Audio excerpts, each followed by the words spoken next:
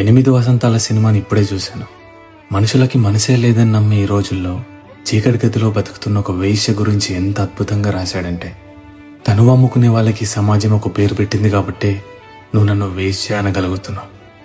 అదే వ్యక్తిత్వాన్ని అమ్ముకునే వాళ్ళకి సమాజం ఏమీ పేరు పెట్టలేదు కాబట్టే నేను నిన్ను ఏమీ అనలేకపోతున్నానని రాశాడు. ఆ వైశ్య మనసిచ్చి మోసపోయిన తర్వాత ఒక మాట అంటుంది. అదేంటంటే, నా శరీరం బురదగుంటే కావచ్చు, కానీ నా మనసు తులసి కోట. కాబట్టి ఆ దేవుడే దిగొచ్చిన నా వ్యక్తిత్వాన్ని వేలెత్తి చూపలేడు, నా హుందాతనాన్ని నా నుండి దూరం చేయలేడు అని రాశాడు. ఇది కదా సమాజానికి కావాల్సింది. ఒకరు నిన్ను వద్దని వెళ్ళిపోతే, ఒకరు నిన్ను బాధ పెట్టి వెళ్ళిపోతే, ఒకరు నీ జీవితం నుంచి వెళ్ళిపోతే నువ్వు చచ్చిపోవడం ఏంటి? అలాంటి వింటున్నప్పుడు నాకు బాధేసేది, కంట్లోంచి నీళ్ళు వచ్చేది. దీన్ని ఆపగలిగే శక్తి నా మాటలకే ఉందంటే 100కు 200% నేను దాన్నే ప్రయత్నిస్తాను.